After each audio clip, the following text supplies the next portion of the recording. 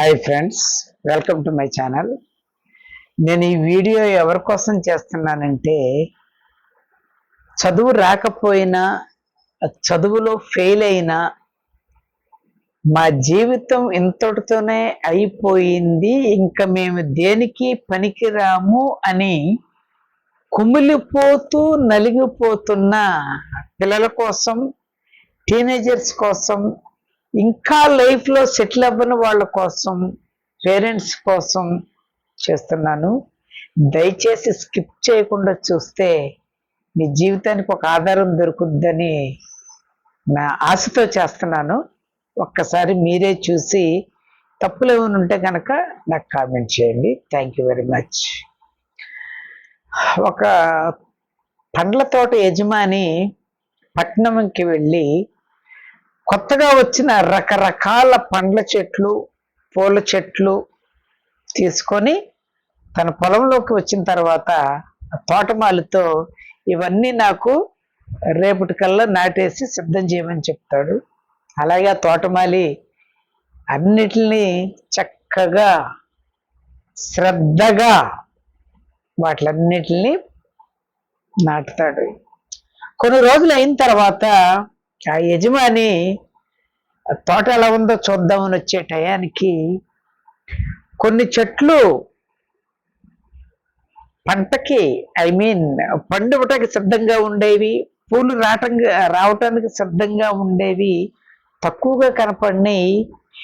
ఎక్కువగా ఇక రేపో మాపో చనిపోతాయి అనే స్థితిలో, వాడిపోయి నలిగిపోయిన స్థితిలో ఉన్న చెట్లు ఎక్కువ కనపడేటప్పటికీ ఆ యజమాని అంటాడు తోటమాలతో, ఏమయ్యా, అనవసరంగా అన్ని బాగున్నాయని తీసుకొచ్చాం, మరి కొన్నే పనికొచ్చేలాగా ఉన్నాయి, మిగతా ఇవన్నీ పనికి రాకుండా పోయేలాగా ఉన్నాయి.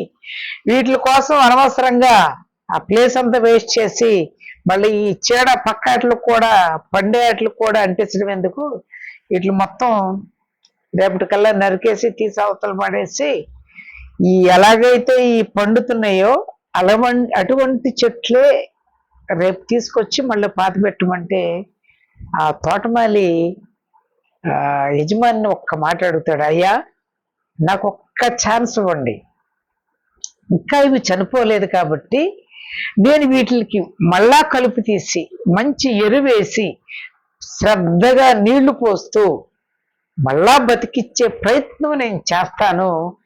మరీ ఎంత చేసినా రాకపోతే మీరు చెప్పినట్టుగానే వీటిని తీసేస్తాను అనేటప్పటికి, సరే నీ మాట ఎందుకు కాదనాలి, ఒక అవకాశం ఇద్దామని చెప్తాడు. వెంటనే ఆయన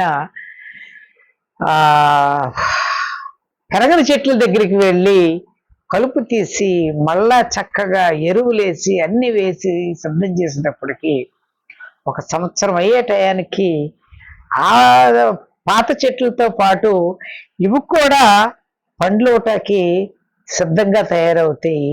అప్పుడు ఆ తోటమాలి ఒకసారి ఆ యజమాని పిలుచుకొని వచ్చి, ఒక్కసారి మీరు తీసేయమన్నారు కదా ఆ పండ్లు చెట్లన్నీ, ఒకసారి చూద్దురుగా రండి అంటే చూస్తాకు వచ్చేటప్పటికి ఆశ్చర్యపోతాడు. మామూలు వాటి కంటే ఇవే ఆకర్షణగా ఉన్నాయి ఆ తోటకి. ఒకప్పుడు నేను వీటిని కొట్టేయమన్నాను, కొట్టేసినట్లయితే గనక ఇంతటి సుందరమైన అందమైన ఈ ప్రదేశమే కానీ, అలాగే మంచి రుచికరమైన పండ్లు తినే అవకాశం నేను, అలాగే వీటిని కొనుక్కున్న వాళ్ళు కూడా మిస్ అయ్యేవాళ్ళు అని చెప్పి ఆ యొక్క తోటమాలిని నువ్వు చూపించిన క్రమశిక్షణకి నీకు ఈ రోజు నుంచి జీతం అదనంగా ఇంకొక 5,000 రూపాయలు పెంచుతున్నానని చెప్పి వెళ్ళిపోతే ఈ తోటమాలి చాలా సంతోషిస్తాడు. ఈ స్టోరీ నేను ఎందుకు చెప్పానంటే, ఈ రోజుల్లో చదువు రాకపోయినా, చదువు అర్థం కాకపోయినా, ఎన్నిసార్లు చదివినా ఫెయిల్ అవుతున్న అనేక మంది పిల్లలు కానీ యూత్ కానీ, చదువు రాకపోతే మా జీవితం అంతమైపోయింది, ఇంకా మేము దేనికి పనికిరాము, ఈ సొసైటీలో మమ్మల్ని వెలివేసిన వాళ్ళలాగా ఉన్నామని కుమిలిపోయే వాళ్ళు అనేక మంది ఉన్నారు. అటువంటి వాళ్ళకి తప్పనిసరిగా చదువు ఉంటేనే జీవితం కాదు, చదువు వస్తేనే నీ జీవితం సక్సెస్ అయినట్టు కాదు అని తప్పనిసరిగా ఆ తోటమాలి ఒక ఛాన్స్ అడిగినట్టు తప్పనిసరిగా మీరు మీ తల్లిదండ్రుల్ని ఒక ఛాన్స్ అడగాలి. ఎందుకనంటే చదవటానికి కాదు, ఫ్రీగా కూర్చొని అసలు నీ యొక్క జీవితాన్ని ఒక ఫ్రేమ్ సృష్టించుకోవాలి. అసలు నువ్వేమవుదాం అనుకుంటున్నావు, నీ యొక్క లక్ష్యం ఏంటి?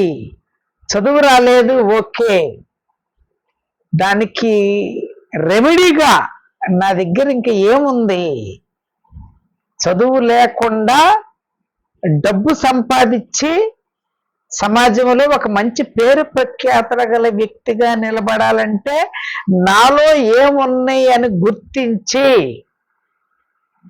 తప్పనిసరిగా తల్లిదండ్రుల ప్రోత్సాహం సహకారం తీసుకొని నువ్వు ప్రయత్నం చేసినట్లయితే తప్పనిసరిగా సక్సెస్ అనేది రావటం ఆలస్యమైనా సరే వచ్చి తీరుతుంది.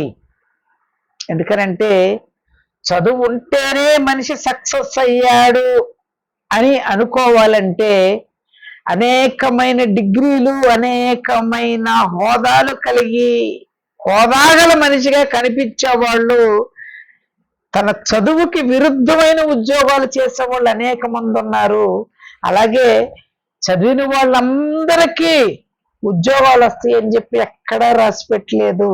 అందుకోసమనే చదివిన చదువు ఒకటి లోకానికి ఉపయోగపడే లోక జ్ఞానాన్ని ఉపయోగించుకొని మనం బతకటానికి బాట వేసుకోవటానికి మన పుట్టుకతో పాటే మనకి అనేకమైన లేకపోతే కొన్నైనా లేకపోతే ఒక్కటైనా ఒక నైపుణ్యం అనేది ఉండి తీరుతుంది. ఈ మాట నేను అనేకమైన వీడియోల్లో చెప్పాను. ఎందుకనంటే ఇది నగ్న సత్యం. కావాలంటే చదువుకున్న వాళ్ళ కంటే అతి తక్కువ చదువుకున్న వాళ్ళనే మనం సెలబ్రిటీస్గా ఎన్నుకున్న వాళ్ళు అనేక రంగాల్లో రాణిస్తున్నారంటే వాళ్ళు రానిదాన్నే పట్టుకొని నా జీవితం అయిపోయిందని బాధపడుతూ జీవితాలు గడపలేదండి. అలాగే వాళ్ళ తల్లిదండ్రులు కూడా నీ చదువు రాలేదు కాబట్టి నీ జీవితం అయిపోయిందిరా, నువ్వెందుకు పనికి రావు అని చెప్పి వాళ్ళ యొక్క ఆశల మీద నీళ్లు చెల్లేలాగా లేరు. కాబట్టే నౌ దే ఆర్ లెజెండ్స్. మరి వాళ్ళు మనుషులే, మనము మనుషులమే. మరి మనం ఎందుకు సాధించుకోలేమంటే క్రమశిక్షణ లేక. క్రమశిక్షణ లేకపోవటం అంటే, క్రమశిక్షణ అంటే సెల్ ఫోన్ చూడకూడదు, సినిమాలకు వెళ్ళకూడదు, ఫ్రెండ్స్తో కలవకూడదు, పార్టీలు చేసుకోకూడదు అని నేను చెప్పను పొరపాటున. అవి క్రమశిక్షణ, వాటి వల్లే క్రమశిక్షణ పొందు అనేది శుద్ధ పచ్చి అబద్ధం. ఎందుకనంటే ఏ వయసులో అనుభవించవలసిన అనుభవాలు ఆ వయసులో అనుభవించాలి. మన బ్యాడ్ ఏంటంటే యుక్త వయసు, జీవితంలో సెటిల్ అయ్యే వయసు, ఆ యుక్త వయసులో వచ్చే కోరికలను తట్టుకునే వయసు ఒకటే అవటం వలన చాలా మంది షార్ట్ టర్మ్ ప్లెజర్స్ కే అలవాటు పడి అటు మొగ్గిపోవటం అనేది సర్వసాధారణం. అది పెద్ద తప్పు కాదు, అది సృష్టి రహస్యం. కానీ వాట్ అబౌట్ అవర్ లైఫ్ అన్నది కనుక ఆలోచిస్తే, తల్లిదండ్రులు కష్టపడి రోజుకి సంపాదించుకొని ఆ రోజుతోనే కుటుంబం నడిపే మన తల్లిదండ్రులు అనేక మంది ఉంటారు. వాళ్ళ తల్లిదండ్రులు కూడా వాళ్ళని అలాగే పెంచిన వాళ్ళు కూడా ఉంటారు. కానీ వాళ్ళ కష్టపడి ఆ కష్టం నా పిల్లలకు రాకూడదనుకొని ఉన్నతమైన అతి కష్టం పడి ఉన్నతమైన పిల్లలుగా తీర్చిదిద్దాలని కోరుకునే తల్లిదండ్రులు కూడా అనేక మంది ఉంటారు. బట్ మన ఓన్లీ సపోర్టర్స్నే, చేయవలసింది మన పిల్లలే. ఓకే, పిల్లలు చేయలేకపోయారు, వాళ్ళ రంగు, వాళ్ళకు వచ్చిన నైపుణ్యం లేదా ఏ యొక్క నైపుణ్యం ఎందులో ఉందో అని వాళ్ళు తెలుసుకున్న తర్వాత, ముఖ్యంగా my dear children, students, youth, మీకు నేను చెప్పేది ఏంటంటే, ఒక పని అంటూ ఎన్నుకున్న తర్వాత మీ ఎంజాయ్మెంట్లు చేసుకుంటేనే, ఆ పని అనగానే అది తప్ప నాకు ముఖ్యమైనది ఏదీ లేదు, ఇది సాధించిన తర్వాతే నేను ఏదైనా చెయ్యాలి, అది కూడా 50 సంవత్సరాలు 60 సంవత్సరాలు పట్టే వరకు ప్లాన్ చేసుకోకూడదు. ఒక 25 ఇయర్స్ లోపు నువ్వు ఏదైతే అనుకుంటున్నావో అందులోకి వెళ్ళాలి. మెల్లగా కార్యాచరణ జరిగిపోతూనే ఉండాలి. ఎందుకంటే 25 ఇయర్స్ దాటిన కాడి నుంచి యుక్త వయసు యొక్క ప్రభావం తగ్గిపోతూ ఉంటది. మనలో ఆసక్తి తగ్గిపోయి అనాసక్తి పెరుగుతూ ఉంటుంది. అటువంటి టైంలో 25 సంవత్సరాల్లో మనిషి ఏది అనుకుంటే అది తప్పనిసరిగా చేయగలడు.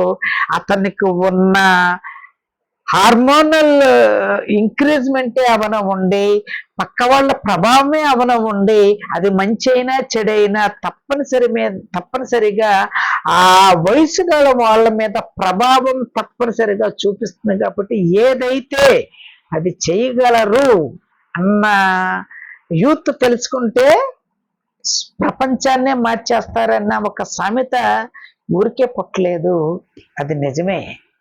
అది వేరే వాళ్ళకు ఉపయోగపడేలా కాకుండా ముందు నీ జీవితానికి ఉపయోగపడేలాగా చూడాలి.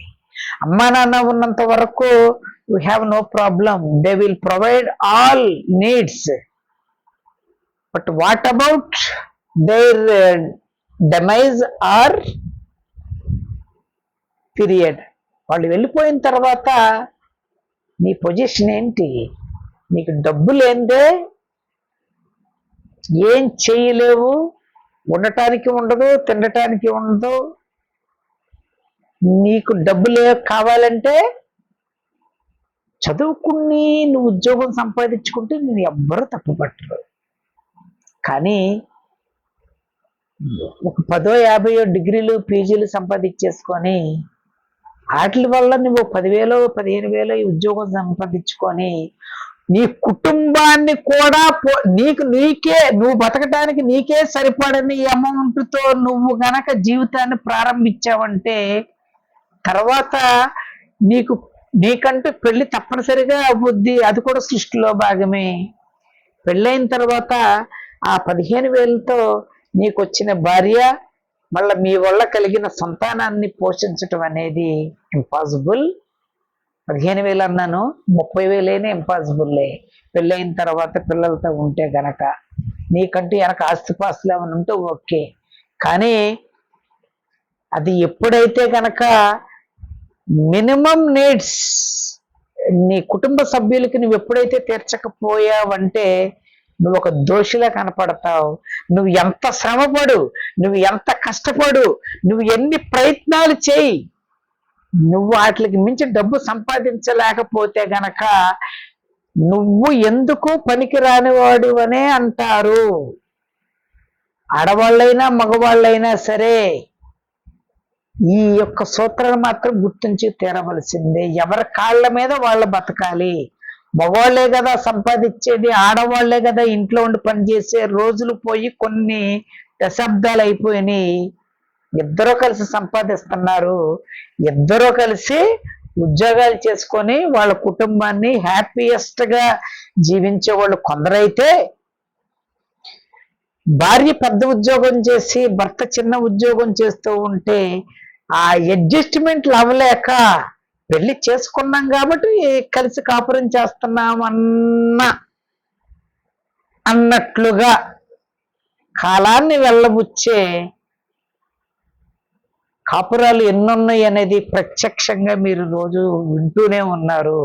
అందుకోసమని నీ అవసరాలు, నీ కుటుంబ అవసరాలు తప్పనిసరిగా తీర్చగలిగే నైపుణ్యం ఏదైతే నీ దగ్గర ఉందో దానికి మెరుగు పెట్టుకొని ప్రయత్నం చేయవలసిందే. నువ్వు చేసిన వెంటనే సక్సెస్ వచ్చేస్తుందని నేను చెప్పను.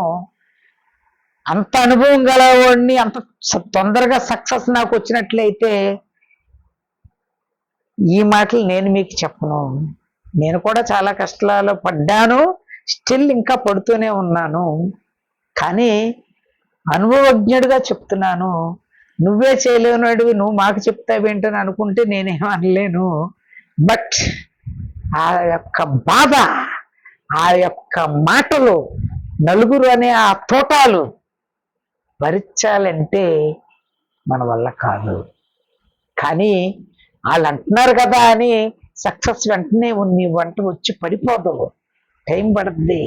కొంతమందికి ఒక్క ప్రయత్నంలోనే వచ్చేస్తుంది, కొంతమందికి అదేమి దరిద్రమో ఎన్ని ప్రయత్నాలు చేసినా సక్సెస్ అనేది రాదు. సరికదా, ఎంత చదువుకున్నా, ఎంత నైపుణ్యాలు ప్రదర్శించినా సక్సెస్ రావట్లేదంటే అది కూడా మన తప్పే.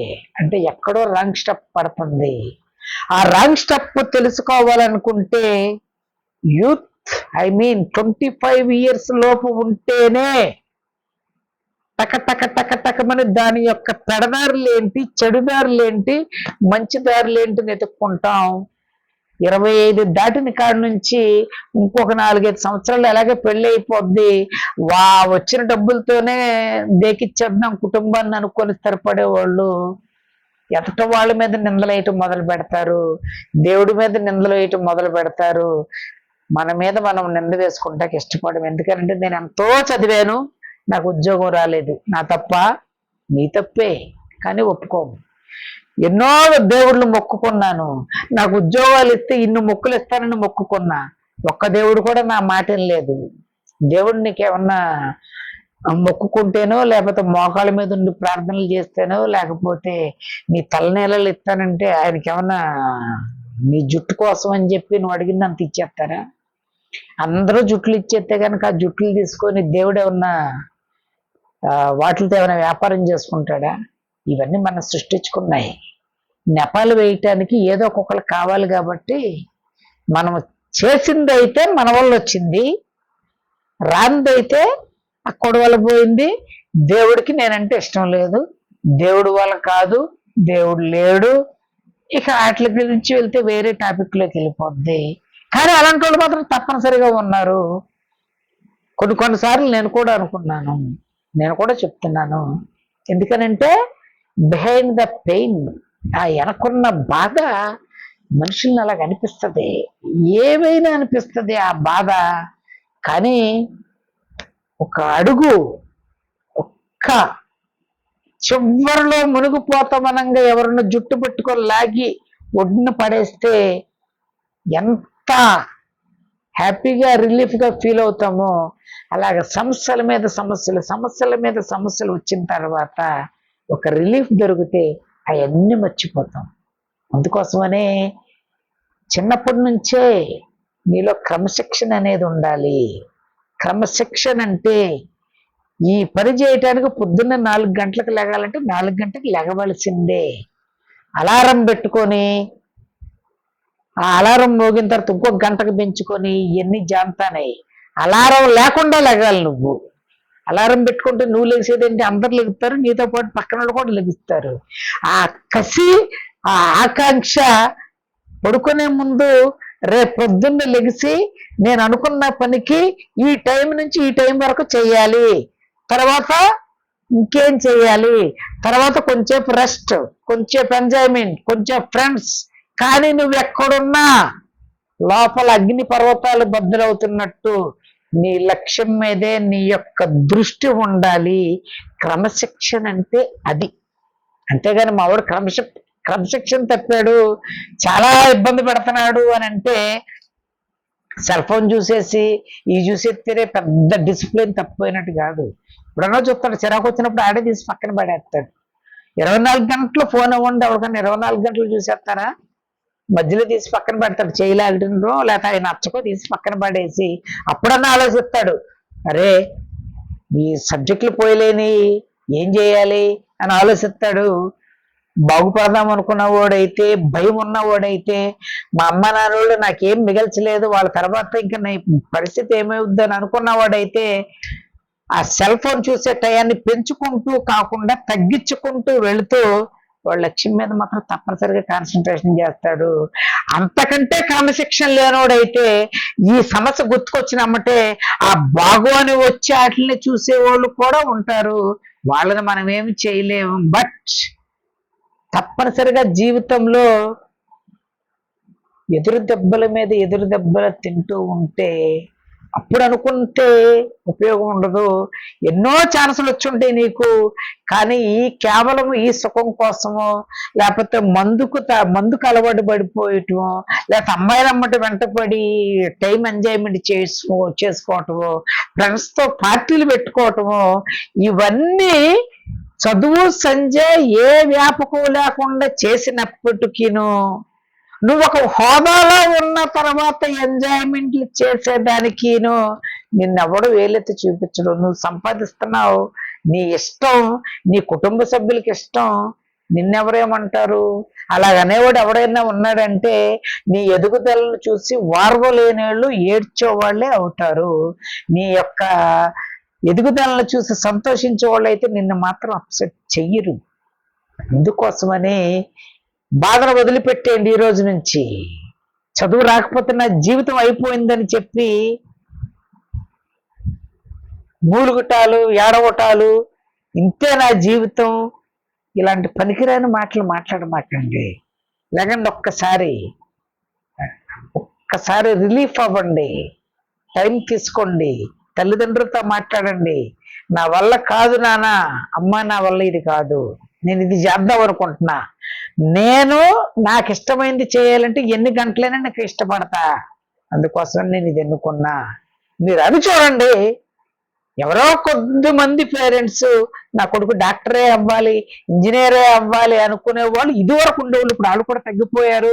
నా కొడుకు కూతురు సెటిల్ అవ్వటమే కావాలనుకునే ఒక ధోరణికి తల్లిదండ్రులే ఆల్రెడీ యూత్ తీసుకొచ్చేసారు. కాబట్టి నువ్వు సెటిల్ అవ్వటమే కావాలి కాబట్టి తప్పనిసరిగా నీ తల్లిదండ్రులు నీకు సహకారం అందిస్తారు, నిన్ను ప్రోత్సహిస్తారు. చదువుకోవద్దని నేను చెప్పట్లేదు. రాని వాళ్ళకి అదంటే ఒక భారము, భయంగా ఫీల్ అయ్యే వాళ్ళకి నేను ఇచ్చే సలహా ఇది. నీ జీవితం, లైఫ్, ఎడ్యుకేషన్ ఫెయిల్ అయినంత మాత్రాన నీ జీవితం ఫెయిల్ అవ్వకూడదు. కానీ క్రమశిక్షణ అనేది లేకపోతే, నువ్వు చదువుకొని ఉద్యోగం చేస్తున్న క్రమశిక్షణ లేకపోయినా you are a failure candidate. చదువు లేకుండా, క్రమశిక్షణ లేకుండా బతుకుతున్నా you are a failure candidate. ఫైనల్గా నీ పరిస్థితి ఎలా ఉంటుందంటే, టైటిల్లో పెట్టాను కొంచెం ఇన్నోవేటివ్గా ఉంటుందని. మిక్సీలో పచ్చడి వేసినప్పుడు ఎలా నలిగిపోద్ది, దానికన్నా పచ్చడిగా తయారైన తర్వాత స్విచ్ ఆపి తీసుకొని తింటాం. కానీ మనకు అలాగ ఉండదు. No relief, no switch off. Life long mixie తిరుగుతున్నప్పుడు పచ్చడి పరిస్థితి ఎలా ఉంటుందో మన పరిస్థితి అలాగైపోద్ది క్రమశిక్షణ లేకపోతే. మై డియర్ ఫ్రెండ్స్, ఈ వీడియో చూసి అయినా, లేదా ఆల్రెడీ మీరు ప్రయత్నం చేద్దామని వాయిదాలు వేసుకుంటూ వస్తున్నా, తప్పనిసరిగా ప్రయత్నం మొదలు పెట్టండి. ఇప్పుడే ఈ రోజే మొదలు పెట్టండి. కార్యాచరణ రూపొందించుకోండి. మీరు సక్సెస్ అవ్వకపోతే అన్న మాట మాత్రం అనను, అవి తీరుతారు. అవ్వటానికి మీకు ఏదైనా సందేహాలు ఉంటే డెఫినెట్గా కామెంట్ చేయండి. తప్పనిసరిగా మీరు సెటిల్ అవ్వటానికి I will give my suggestions with my own experiences. Thank you very much.